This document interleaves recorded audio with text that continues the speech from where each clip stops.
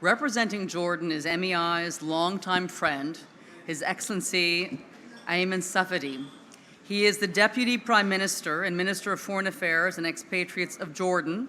He's been a leading advisor on foreign policy and national security affairs in Jordan, serving in senior government posts for decades.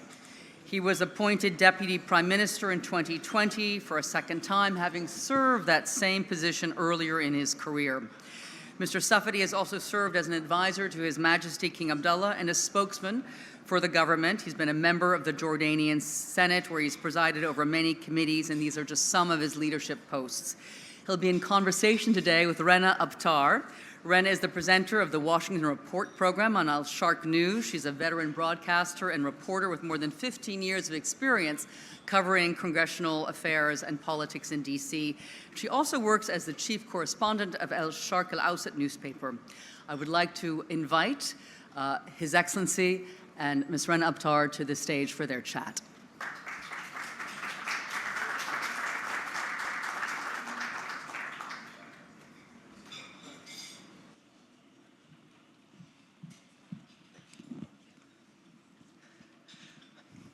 Your Excellency, thank you so much for joining us today. It is an understatement to say that the region is going through a lot of changes, a lot of challenges. We have the Saudi-Iran rapprochement, the refugees crisis, the rising tensions between China and the US, multiple challenges in the region and around the world. And to start the conversation, I would like to quote the Think report here, MENA report 2023. De-escalation is fragile if driven by national priority and perception of risk rather than regional goal. What is your comment on this? Well, first of all, good afternoon to you all, and thank you so much for the opportunity. And as you said, the region is undergoing a lot of transformations. I think, yes, there are challenges, but there are also a lot of opportunities. And I think the extent to which we can all come together to create the necessary regional cooperation mechanism that would allow us to address our common challenges from environment, climate change, job creation, green energy, I think we can all do better. So I think the thinking that we all in the region have is that it's about time we're able to create a regional environment conducive to all of us coming together on a win-win basis and see how we can galvanize all our efforts to respond to our number one priority, which is creating better lives for our people. King Abdullah of Jordan said here in New York, no architecture for regional security of development can stand over the ashes of this conflict, obviously meaning the Palestinian-Israeli conflict. Today, how do you view the solution to that conflict? Is it still a two-state solution? Well, absolutely. I mean, I think we all agree the Palestinian-Israeli conflict is the oldest of conflicts in the region, and unless we're able to resolve it in a way that fulfills the legitimate rights of Palestinians to statehood and freedom and to live in peace and security with Israel, tension is going to be there. And that tension, as we've seen in the past, is always facing the possibility of increasing and deteriorating into violence. So solving the Palestinian-Israeli conflict on the two-state solution, we believe is the only way towards the just, lasting, comprehensive peace, which we all need and deserve in our part of the world. Going back to your initial question, we all realize that we need to come together to face the common challenges and reap the opportunities. But unless there is peace, I think no matter what we say, we'll always be limited in our ability to realize the full potential. For us, the Palestinian-Israeli conflict is the central issue. It has to be resolved. Unfortunately, we've been facing a period of complete absence of political horizon that has been translating into the mounting violence that you see in the occupied territories. And we believe the two-state solution is the only way forward. Yes, the two-state solution is being compromised day in, day out by unilateral measures that are rendering it unviable. But the question is, if not the two-state solution, then what? And that is the question that we always put to the Israelis. Just answer us one question. Where do you see yourself in 5, 10 years from now? If not the two-state solution, you're going to move into two-state reality. And a two-state reality will not be a solution. It will be an ugly reality. It will be apartheid, for instance. And how could the world live with apartheid? What we say in Jordan, what we've been saying, and remember, we signed a peace treaty with Israel 30 years ago, so when we speak with the credibility of peacemakers. We want a region at peace. In order for the region to be at peace and realize its potential, the rights of all must be fulfilled. And the Arab Peace Initiative, going back to 2002, speaks of full normal ties with Israel in return for Israeli ending its occupation and realizing the right of Palestinians to freedom and statehood. And again, away from the big political statement, is simple. Palestinians need to live in dignity, with hope, with future. Israelis need to feel secure and move forward. We've been working towards that. The two-state solution is the only way forward. Other than that, I think we're going to be seeing the conflict increasing and its consequences for the whole region adding up. You mentioned that you keep telling the Israelis that what is the other solution if it's not a two-state solution. What is their answer to that? We don't get an answer. And again, but we see on the ground things moving in a very dangerous direction. If you look at the number of settlers on the occupied territories right now, if you look at the expansion of settlements over the past few years, the confiscation of land, and the complete absence of political horizon, coupled with the economic sufferings for the Palestinians. The GDP per capita per Palestinian is under $3,000. GDP per capita per Israeli is over $40,000. So again, let's go back to the basic. Let's go back to the drawing board. The whole peace process was predicated on the land for peace formula.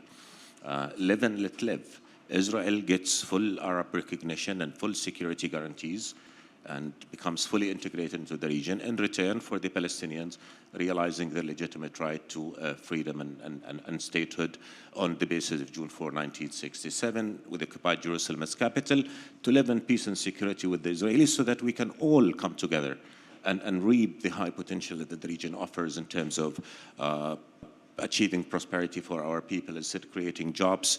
The millions of young people in our region, they need to have a future.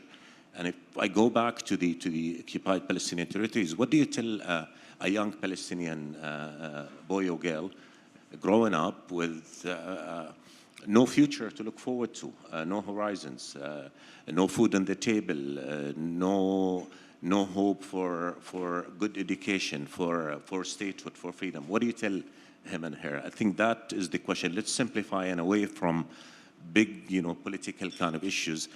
Simple conversation is there are Palestinian people out there. They're not going anywhere.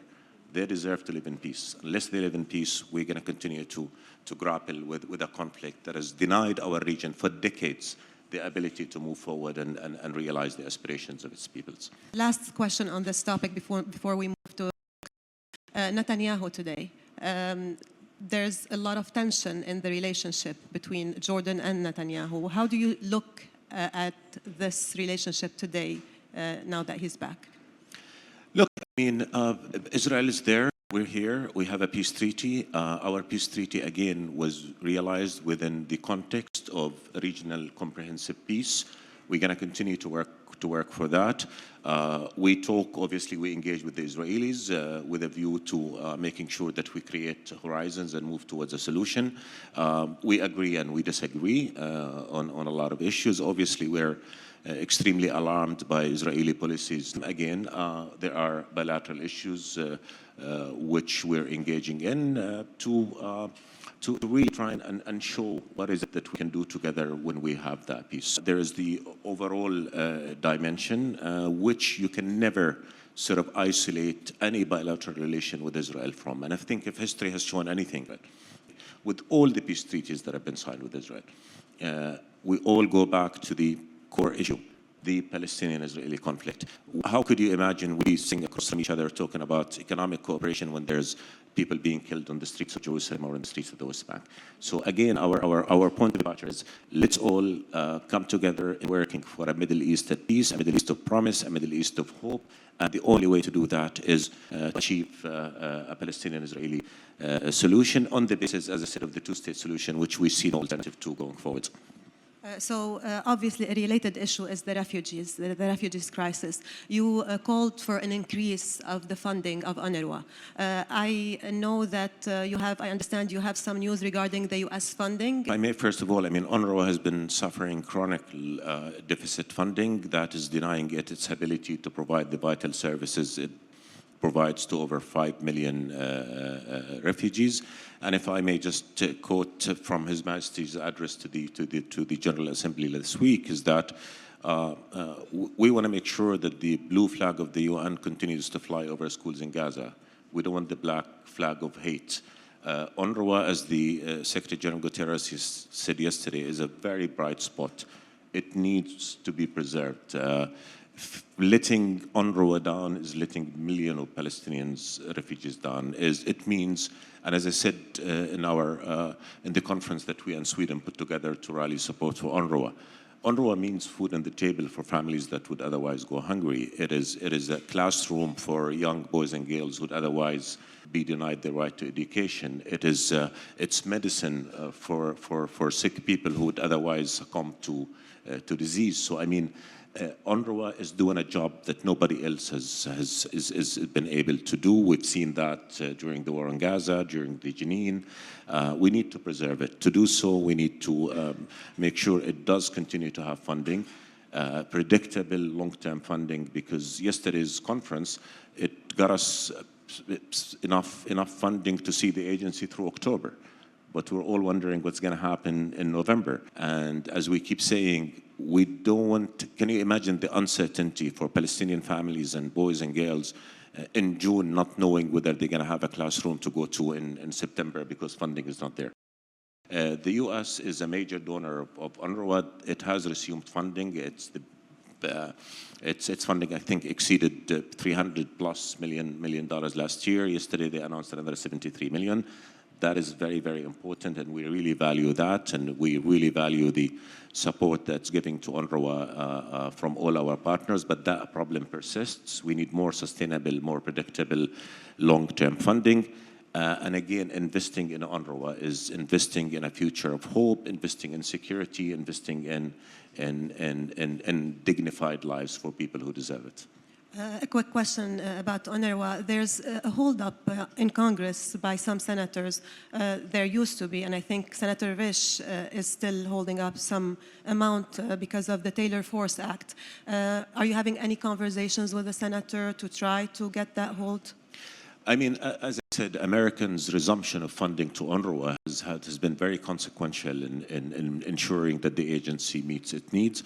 The U.S. is our strongest partner. We have a very, very solid partnership and friendship, and we always have conversations on how we can work together to contribute to a better Middle East, a Middle East at peace, and how to address those challenges. Moving to Syria, the king, he said that he doesn't believe Assad, the Syrian president, is in full control of Syria. Can you elaborate on that? What does he mean by full control? First of all, let me go back to the refugees issue, and then I'll come to this. As you know, Jordan is the largest per capita host of refugees anywhere in the world. We have 1.3 million Syrians in Jordan. Only 10% of them live in refugee camps. 90% are all over the country. We've given them equal treatment to Jordanians when it comes to education, medical services, and we've given 350,000 work permits to Syrians at a time when our unemployment on average is almost 24%. Our point of departure, Syrian refugees are victims of a crisis. We cannot victimize them again by denying them their right to a dignified lives. That said, we've been able to do the job that we did in Jordan by providing Syrian refugees with the means to a dignified life with the support of the international community. Now, unfortunately, that support is dwindling. The funding to our own national response plan, it went down from about 70% in 2016 to 6.8% this year. So what we're seeing is that the burden is shifting more and more towards us, and we're saying we want to be able to continue to do what we believe is a humanitarian duty towards Syrian refugees, an investment in the security of the whole region, but we cannot do it alone. We simply don't have the resources. So our message is we believe the future of refugees is in their country, But until the time is conducive for them to voluntarily go back, all of us need to come together and give them the dignified life that they deserve. That said, we're at capacity. We cannot receive any more refugees simply because we cannot. And this is the kind of conversation we're having. And back to His Majesty's comment, I think His Majesty was very, very clear in his address that we all need to come together to make sure that refugees get the life that they deserve, that Jordan will do what we have to do to protect our interests against threats emanating from the Syrian crisis, including drug trafficking and others. But also the comment of His Majesty, I think, was within the context of the drug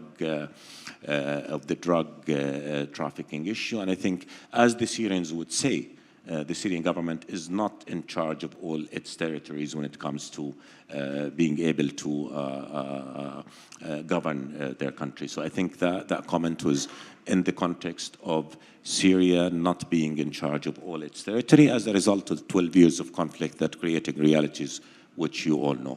When you say we will do what it takes, can you be more specific? Is it military action, airstrikes? What kind of action would you do? Look, just to give your viewers and our colleagues here an idea of the enormity of the challenge that we're having with the drug. This is a really very, very highly organized operation. Drug traffickers have access to very highly advanced technology. They're using drones. They've got night vision. They've got all. So we're up against a very, very serious challenge. So we're protecting our border. Our military and our security agencies are on 24/7 alert on the border, trying to stop trafficking from coming. And let's be honest, every 2-3 attempts that you catch, the nature is 1 or 2 will go through, and that's dangerous. So again, I'll just say what His Majesty said, what we've been saying before. This is a threat to our national security. This is a threat to the future of our people. We will stop it, and we'll do whatever it takes to protect our people and our country and our interests from that threat. When you started talking with Assad about the Syrian president about this issue, this specific issue of Captagon, did you see any progress ever since you started talking with him? After the Jeddah-Amman meetings, we were able to convene working groups that included military and intelligence from both countries. We did not speak in macro, we spoke in detail, we gave targets, coordinates, and threats need to be tackled. The Syrians promised to work on that challenge with us. But the situation on the ground continues to be extremely challenging. We see an increase in the number of those operations, and accordingly, we're doing what we have to do, and we'll continue to do what we have to do to protect our people and our country. Is that what keeps you up at night the most? Well, if you live in the Middle East, there are a lot of things that keep you up at night. I mean, but that is definitely a challenge. The Palestinian-Israeli conflict is a major challenge. Creating jobs for our people keeps us up at night. Creating economic opportunity, restoring hope, building a future for our people, securing the needs of our people. All these are challenges. The Middle East does, as you know, it's a tough neighborhood, and we continue to do what we have to do there. But the Syrian crisis is not just about drugs. The Syrian crisis is about the sufferings of millions of Syrians, about the destruction of a key Arab state. And our position has been for years that we cannot live with status quo politics. We are on the border. We have 378 kilometers of border with Syria. So, and that's why we came initially with the Jordanian non-paper that became a Jordanian initiative that later became an Arab initiative, which is basically to have an active Arab role in efforts to bring about an end to the crisis on the basis of Resolution 2254 and through the step-for-step approach so that we can progress towards solving this crisis and therefore end the suffering of the Syrian people, restore to Syria its peace and security, preserve Syria's integrity and sovereignty and unity, but most importantly, have a process that would fulfill the rights and aspiration of our Syrian brethren to a dignified, safe, and prosperous life. So this is the effort in which we're engaged, and We have to continue to do everything we possibly can. It is a precarious process. It's a difficult process. Challenges are there, but we believe that they all agree that there is only a political solution. And we've seen the situation in Syria deteriorating. We've seen the economy reaching lows it has not reached over the past 2 years. And who's suffering? The Syrian people. So that's a priority for us to end the suffering. And who's being affected, excuse me? Us and others in the region, and we need to stop that. So this is the effort with which we're engaged. How do you assess so far the normalization process with the Syrian president? You know, we have the Americans are objecting over these efforts. Are you having any conversations with the US regarding this? And again, how do you assess the progress there? All of us need to come together. But we have a path, and unless we walk that path, unfortunately, we're not able to go there. So as I said, we have a group now engaging the Syrian government. We have the UN parallel track also ongoing, and we believe the roadmap is clear. We need to move through the step-for-step approach on the basis of 2254, incrementally addressing all the humanitarian, security, and political consequences of a crisis, and get to a place where we reach that political solution and we help restore to the Syrian people and to Syria their peace and security. But again, let's be realistic. The return of Syria to the Arab League, which is not going to solve the problem. What will solve the problem are actual steps towards addressing the consequences of the crisis. And for that to happen, the Syrian government needs to do what it has to do, and the rest of us are there to help. What does it have to do, the Syrian government? What it has to do is, again, move in accordance with the step-for-step approach that we have to tackle all the consequences of 12 years of war. We cannot act as if they did not happen. They did happen. And the ills and the pain and the suffering and the threats that the crisis produced are still with us. I mean, millions of Syrians are refugees, millions more displaced.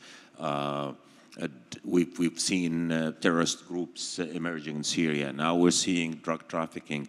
We're seeing the economic condition worsening. We're seeing security getting weaker. So all these are challenges that have to be addressed.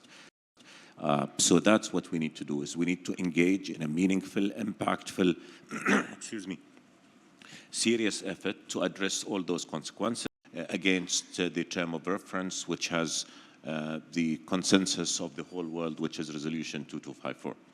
How do you address this, especially after the recent prisoner exchange between the US and Iran and the release of $6 billion? Are you worried about that at all?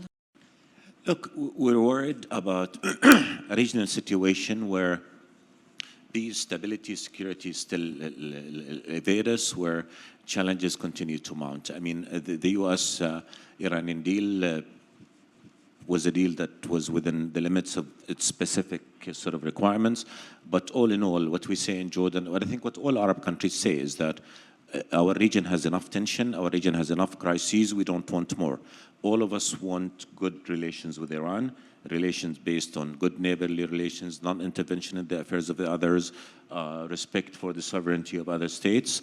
And if we get to that point, then again, going back to our initial conversation, then we can all come together and work together to address our common challenges and benefit from our common opportunities.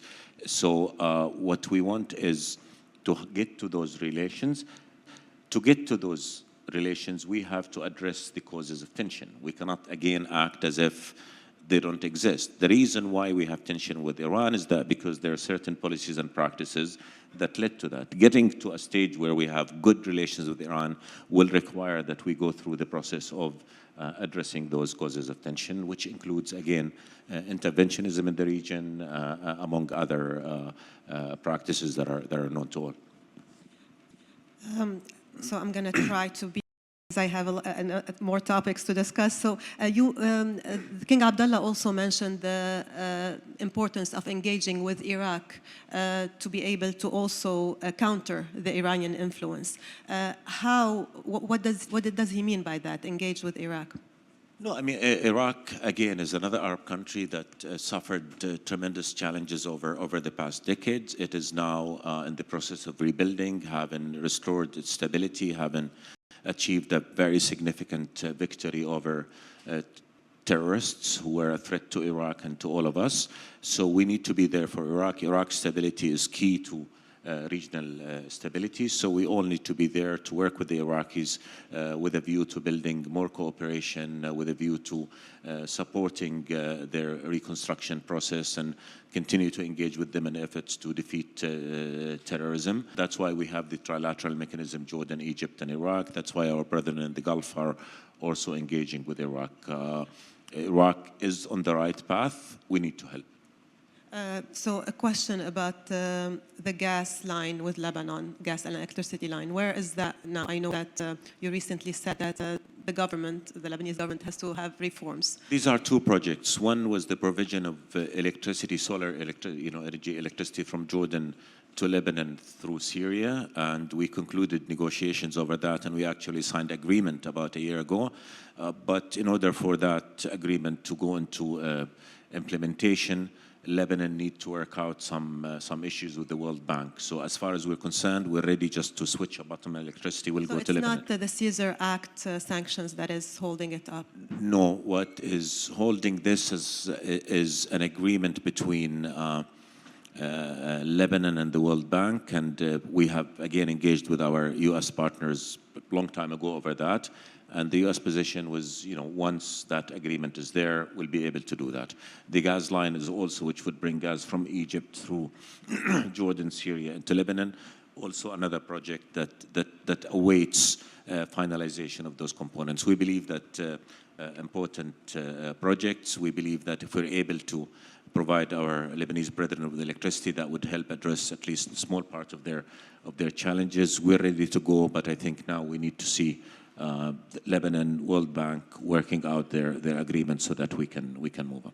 So before I move to the audience for questions, one really quick question about the economic corridor, the trade corridor that was announced at G20. Just your quick reaction to that, and then I'll get to the audience. On principle, we believe it's a good project. We have to work out the details and make sure that it is done in a way that is a win-win for all, that it is a building block in regional cooperation, and we have to make sure that it is inclusive as well, that everybody benefits and everybody is there. Because again, back to the point, we all need to work together, and so we're awaiting for details to emerge, and we're looking forward to engaging with all our partners to see how we can make this a good project for all. And speaking about regional projects in general, if I may, I think the important thing is to make sure that we plug the Palestinians into all those projects. We cannot move ahead unless we address the concern of the Palestinians. We cannot push the Palestinians to a situation where they feel they have nothing left to lose. And to do that, we need to restore hope and restore a political horizon so that they can realize their political rights, but at the same time, they need to be part of the conversation in everything that has to do with building a better future for all of us. The Palestinians have to be part of that better future in order for us to all reap its benefits. And getting to that better future requires two things. First, a political solution that will realize a Palestinian state on the basis of the two-state solution, but also as enabling and as a consequences of that, we need to have the Palestinians being involved in all our economic projects and our mega projects and our efforts to integrate the region. Okay, we have time for 2 questions. I know you have commitments. Just one question. Okay, I'm in trouble. One question. Yes, please. Can you introduce yourself and your affiliation, please?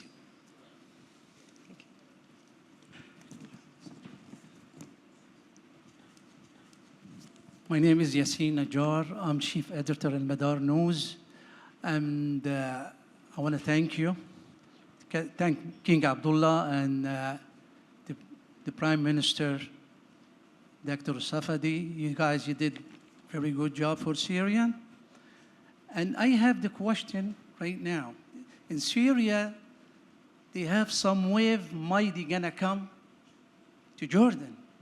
You know what's going on in Syria by the Sueda, right? The army, the Syrian army, gonna attack this. Where they gotta go? It's very close to you. You think you're gonna accept those people? And what they're gonna do if they come to you like that wave? That's the question. Thank you so much. Look, again, the Syrian crisis has been ongoing for 12 years, and we've gone through the many challenges that the Syrian crisis have produced, and we've been able to contribute again to easing the suffering of our Syrian brethren through hosting, as I said, 1.3 million Syrians, and engaging in efforts to put us on track towards solving the crisis. We're obviously watching with great interest what's happening in Syria. We hope it doesn't get to that point. We hope that we'll all act in a way that would, again, put us on a track towards solving that problem. But as I said, when it comes to refugees, we are above capacity.